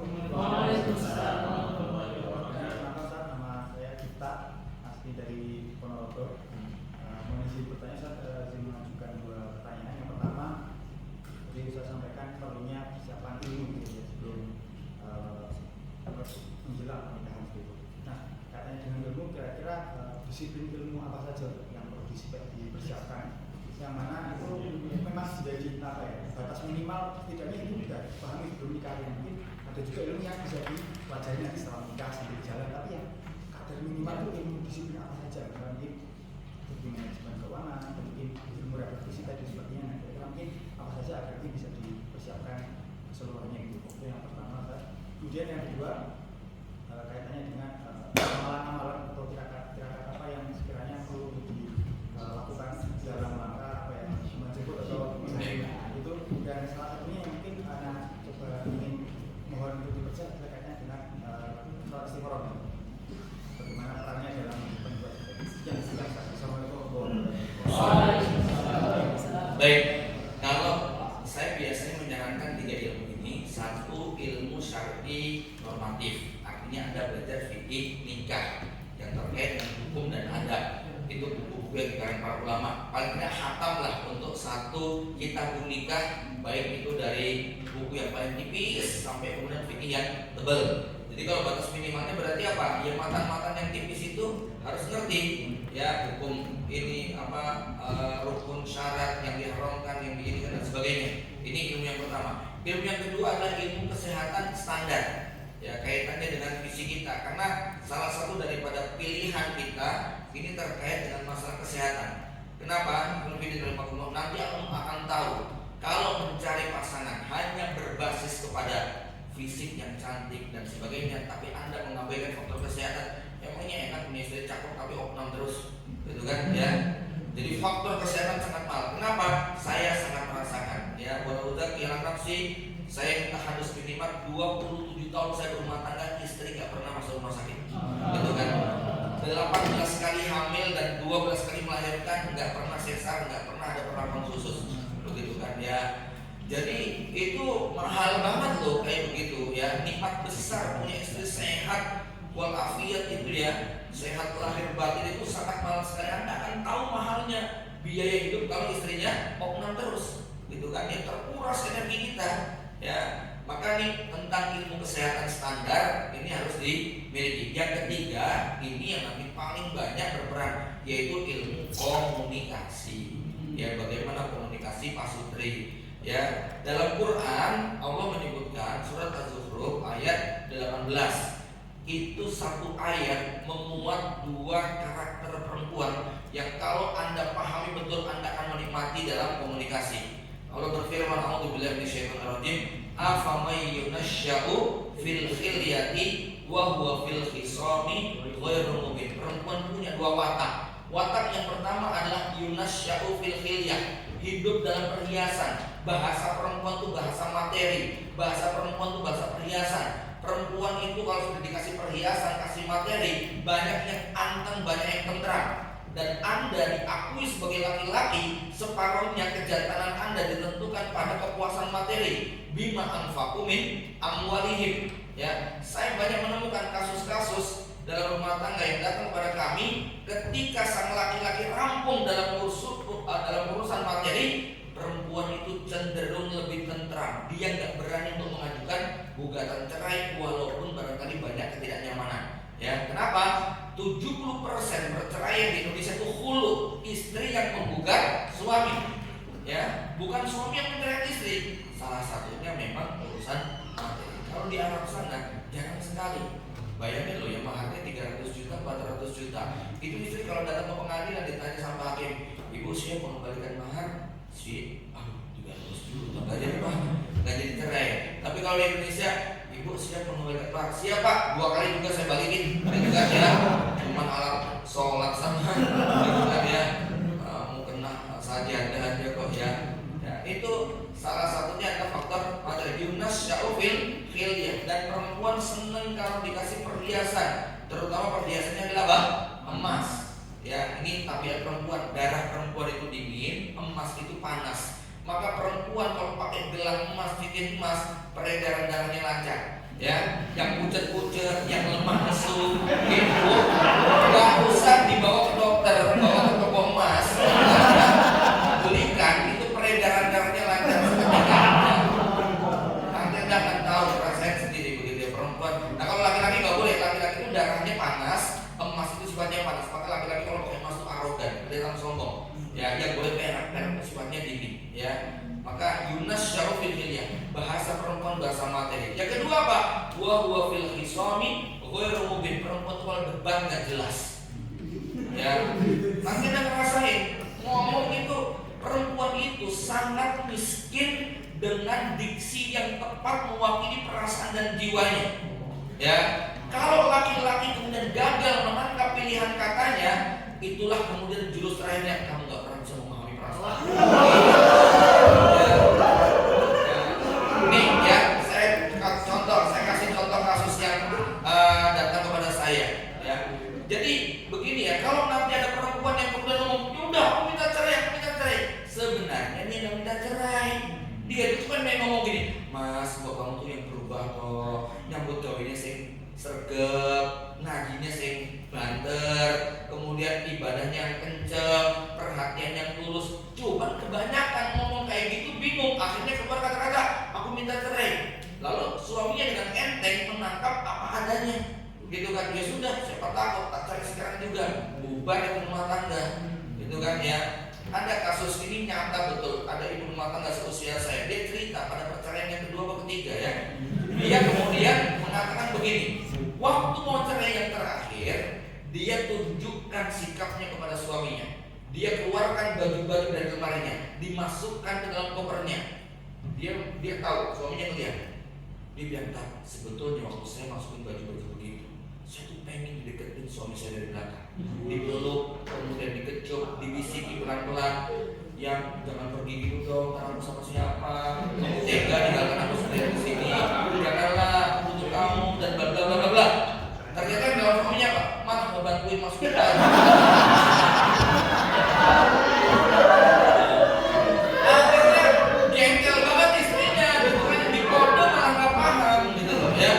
Akhirnya udah pulang nggak balik lagi ke rumah gitu ya. Jadi besok Anda harus mampu menangkap sinyal-sinyal kayak begitu gitu kan ya. Jangan kemudian ini yang saya katakan, hati-hati berhubungan dengan makhluk halus berkebutuhan khusus ya. Sebab kata-kata mereka itu seringkali berkebalikan, atau bahasanya saya mengatakan begini, jangan percaya sama omongan perempuan gitu ya. Misalnya ya, Bi, anterin dong Bi ke pasar Bi. Aduh, Bi lagi sibuk. Yaudah, nggak usah deh, Umi tak berangkat sendiri ya. Anda jangan percaya ya. Kemudian, nah gitu dong, istri mujahid itu harus mandiri. Itu sakit hati banget dia. Jadi begitu dia mengatakan, yaudah aku tak berangkat sendiri. Jangan, ayo Bi. Enggak, tak berangkat sendiri. Bonceng, itu dia dalam hatinya, yes. Karena laki-laki saya ketipu dengan omongan perempuan begitu ya. Saya tuh nggak pulang berhari-hari, sering di luar. Yang di rumah kan wajar mending kangen kan, di WA. Nanti pulang nggak Bi? Ya pulang. Mau dimasukin yang spesial nggak? Dia mau dong. Jawabannya Pak, tapi aku lagi nggak mau masak. Gitu. Coba bingungin kan? Tapi saya nggak boleh bilang nggak mau kok nawar-nawarin. Ini nggak boleh begitu gitu loh ya. Saya harus kalimat, jangan gitu dong. Ya tetap pengen dimasukin spesial. Walaupun kita beli bisa gitu loh ya. Nah di situ dia baru merasakan. Tapi kalau kita bilang kamu nggak jelas, nggak nawar-nawarin, oh tambah jengkel begitu. Itu yang saya katakan, jangan percaya sama omongan perempuan. Paham ya? Lagi Ustaz Syarif, Fadhal Ustaz.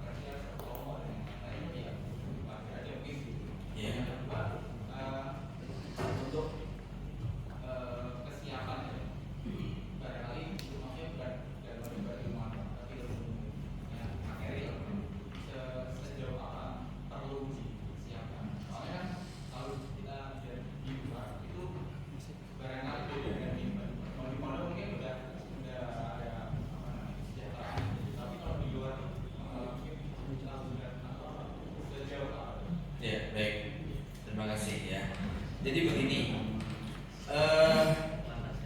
saya mengikuti semuanya dalam arti proses, baik yang model-model kayak saya maupun yang lainnya. Artinya saya tidak memvonis bahwa kalau nikah itu dengan pacaran tidak langgeng, ya, karena hukum kan selalu ada pengecualian ya. Maksudnya pacaran itu begini, udah sama-sama kenal, sering ngobrol, bla bla bla, akhirnya kemudian menikah.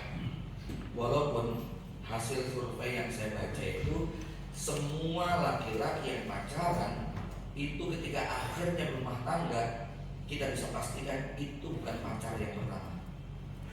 Ya, ketika akhirnya menikah, dia mengatakan begini, ya Allah, alhamdulillah, 7 kali gonta-ganti akhirnya berhasil juga. Ya, itu rata-rata begitu. Ya, tetapi yang betul-betul prosesnya seperti yang saya jelaskan tadi, itu yang insya Allah secara umum apa? Langgeng. Kenapa? Imajinasi yang terjadi pada orang yang belum menikah dengan pasangannya itu berbeda dengan persepsi suami kepada istrinya. Imajinasi seorang laki-laki kepada pasangannya, bukan kepada perempuan yang boleh dinikahinya, lalu kemudian dia mengeksplor semuanya, maka percayalah mereka akan mengeksplor yang baik-baik, yang asik-asik, yang enak-enak. Dia tidak akan menceritakan hal-hal yang buruk, negatif, dan sebagainya. Padahal dalam pernikahan itu dibutuhkan kesiapan untuk siap menerima segala perubahan dan perbedaan. Dan itu tidak terjadi pada mindset orang yang sedang pacaran. Disitulah kemudian banyak yang pacaran itu kemudian kecewa. Maka hormon cinta orang pacaran itu beda dengan hormon cinta orang yang berumah tangga. Hormonnya orang pacaran itu seperti api merah menyala, ya pokoknya begitulah ya, apinya begitu besar, tetapi sebenarnya bahan bakunya ranting dan daun-daun kering. Ya, api seperti ini buat masak nasi cuma bikin panci gosong, nasinya nggak matang, pancinya gosong gitu kan ya. Lihat tadi kalau orang kayak begitu, sayur-sayurnya gunungan kudaki, lautan kukaruni, hujan badai petir akan aku lewati. Dan pas kemarin kok minggu nggak apel, gerimis mas, gerimis banget gitu ya. Jadi kayak begitu ya. Beda dengan orang yang hormon orang yang menikah itu kalau saya nggak usah cintai apa. Oh kalau cinta saya beda, cinta saya kayak kompor gas kecil biru kan buat masak makan gitu ya. Mampu merampungkan banyak hal gitu kan, siap untuk memikul tanggung jawab. Maka komunikasinya memang sangat lebih baik kalau memang tetap menggunakan mediator. Kenapa? Itu lebih valid gitu kan, ketimbang Anda mengeksplor sendiri. Karena apa? Itu berpotensi untuk mendapatkan data-data palsu. Ya, Anda coba aja Anda kalau ngomong sama perempuan, pasti ngomong sama orang lain ya yang bukan anggota keluarga kita, itu kita gampang bermanis-manis muka, gampang kemudian mengucapkan hal-hal yang sangat indah, tapi sulit untuk kemudian kita pertahankan dalam jangka waktu yang lama kepada pasangan kita. Makanya kan dikatakan bahwa khairukum li ahlikum, orang yang paling baik itu paling punya keluarga. Kenapa? Berbuat baik sama tetangga itu gampang, karena pas setahun sekali ketahuan. Tapi sama istri 24 jam sehari, sepekan, sebulan, bertahun-tahun, itu untuk palsu itu sangat sulit sekali. Ya, maka sebetulnya nggak ada bedanya di luar sama di dalam itu sama saja. Ya, kami yang di pondok juga seperti itu. Ya, komunikasi, dimediasi, kemudian tanya berbagai macam hal dengan ketulusan dan keseriusan. Di satu sisi Anda tidak punya ekspektasi yang berlebihan dari data yang Anda terima. Tapi kalau Anda ekspor secara mandiri, itu ekspektasi Anda lebih tinggi dari realita macam itu. Ya, maka pilihlah jalan ini. Walaupun saya tidak kemudian meyakini orang kayak gini nggak akan lama, nggak, tetap ada yang lama. Cuman ya karena begini, soulmate itu bukan tentang pertemuan awal. Soulmate itu tentang proses panjang. Jadi begini, nikah itu cocoknya cuma 10%. Ya, yang 90% apa? Yang 10% adalah penyesuaian. Macam itu. Anda ketika pertemuan awal kecocokan cuma di permukaan gunung es aja. Nah, kemampuan Anda menikmati kalau Anda punya kapal selam yang kuat untuk menyelami semua sudutnya.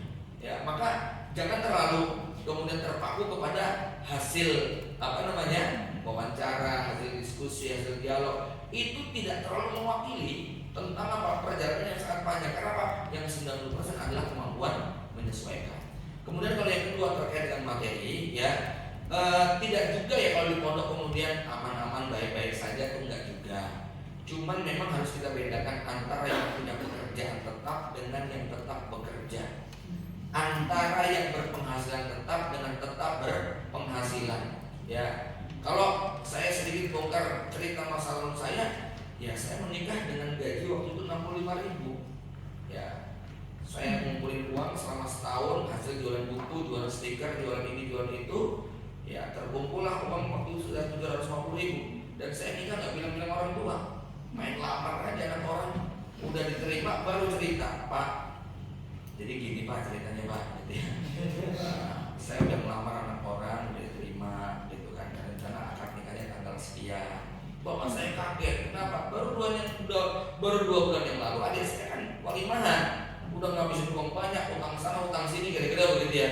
Ini tahu-tahu anak laki-lakinya ngadu, udah ngelamar anak orang nggak bilang-bilang lagi, ya. Tapi waktu itu saya yakin gitu ya, minta maaf lebih gampang daripada minta izin. Ya bifadlillah begitu. Maka yang paling penting adalah penyesuaian setelah itu. Dan bifadlillah sejak menikah sampai detik ini saya nggak pernah minta uang sama orang tua, gitu kan ya. Mandiri total dari awal sampai sekarang. Bikin lemari sendiri, bergaji, tripek sendiri, dan semuanya ya serba kita lakukan sendirian tanpa ketergantungan dengan orang tua. Demikian. Ada pertanyaan dari online. Izin bertanya, Ustaz, jika ada akhlak yang dilakukan oleh laki-laki yang secara visinya berbeda, tapi laki-laki ini bertanggung jawab dan untuk urusan teknis dalam pernikahan sudah mumpuni. Ikhwan ini berkata bahwa akan menyamakan visi akhwat jika memang berkehendak menikah dengan akhwat ini. Bagaimana sikap akhwat yang seharusnya diambil? Ini tentu sangat normatif ya. Nah, normatif itu artinya saya nggak tahu namanya kayak apa sih, gitu kan ya. Kemudian yang dimaksud visinya akhwat itu seperti apa? Karena memang sekali lagi tadi saya katakan nikah itu 90% adalah penyesuaian. Ya, sampai akhirnya kemudian kita klik, walaupun beberapa kaidah yang harus dipahami begini. Ada perbedaan antara laki-laki dan perempuan setelah dan sebelum menikah. Laki-laki secara umum tidak akan berubah sebelum dan sesudah menikah. Laki-laki sebelum menikah hobinya main bola, habis nikah ya main bola. Laki-laki sebelum menikah hobinya nongkrong, ngopi, habis nikah ya nongkrong dan ngopi. Laki-laki sebelum menikah dia adalah guru, dia bekerja, dia bekerja di pabrik perusahaan. Habis nikah dia tetap bekerja di pabrik di perusahaan. Berbeda dengan perempuan. Ya, Anda punya mimpi, punya cita-cita jadi guru TK, jadi kepala sekolah. Ternyata nikah dapat ikhwan, bekerja di tambang batubara Balikpapan. Akhirnya Anda dibawa ke sana kan? Ya, nggak ada tetangga kanan kiri. Mimpi Anda kira-kira gimana? Udah hilang. Begitu. Laki-laki tetap dengan laki-lakinya, macam itu. Ini tabiat dasarnya begini, bahwa laki-laki tidak ada yang berubah dari sebelum dan sesudah. Itu yang menyebabkan banyak perempuan lalu merasa sendirian ketika dia sudah berumah tangga. Ya, maka di sini laki-laki ketika berbicara bab seperti ini, memang tidak ada salahnya perempuan mengajukan sejumlah syarat, ketentuan dan lain-lain. Cuman Anda harus tahu tabiat laki-laki tidak seperti itu. Tabiat laki-laki itu pemimpin. Dia biasanya akan kemudian mengambil keputusan terkait dengan berbagai macam hal. Ya, walaupun seandainya laki-laki kemudian menyetujui dari apa yang diminta perempuan, ini termasuk syarat pernikahan yang harus dipenuhi. Walaupun nanti bisa dinego, ya. Misalnya si perempuan bilang, aku mau mas nikah sama kamu, tapi nggak mau keluar dari Solo, begitu ya. Suaminya dari Balikpapan atau dari Sumatera atau dari mana, lamar, ya. Kenapa sih kok nggak mau keluar dari Solo? Sebab Solo is spirit of Java. Ya. Tapi ternyata setelah setahun, 2 tahun, 3 tahun berumah tangga, suaminya bilang, ya Allah deh, di sini kok berat banget nyari nafkah, nyari maisa. Ayo coba sekali-kali kita nengok ke kampung halaman Nabi. Ya, nengok doang loh ya, begitu ya. Pokoknya tetap berdua di sini. Pas nengok ke sana, masya Allah, keluarga suami itu punya empang, punya sawah, punya kolam, punya macam-macam, dan tempatnya dingin, sejuk, banyak hal-hal yang itu dicari oleh istri. Gimana mau tinggal di sini kan? Yaudah nggak apa-apa deh. Kalau sudah gitu bisa berubah, begitu ya. Tapi secara umum tadi ya, tabiat laki-laki dan perempuan semacam itu. Maka Anda ketika menolak atau menerima, memang aspek-aspek tadi jangan diabaikan. Bahwa tabiat laki-laki dia tetap pemimpin. Kalau dia apa-apanya kalah dengan Anda, ya justru itu nanti bermasalah, gitu kan? Ya, Allah Rasul.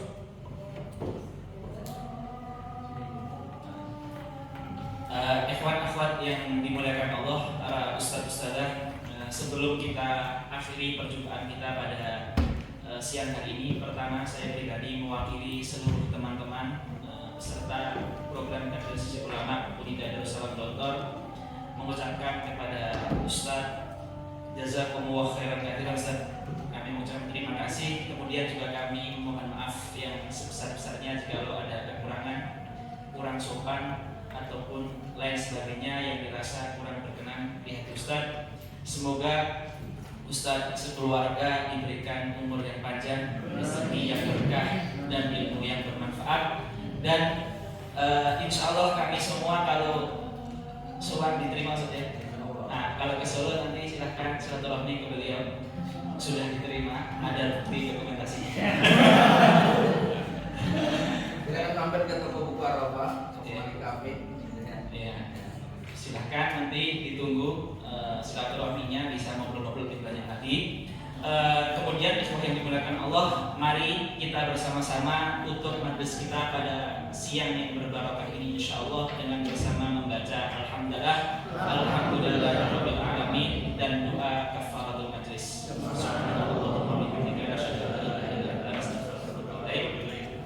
Mungkin setelah ini biasanya foto bareng. Jadi foto bareng dengan seluruh peserta. Saya cukupkan sekian. Wassalamualaikum warahmatullahi wabarakatuh.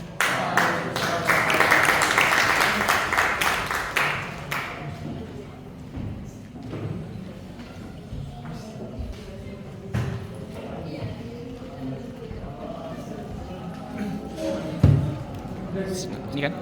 Ini kan?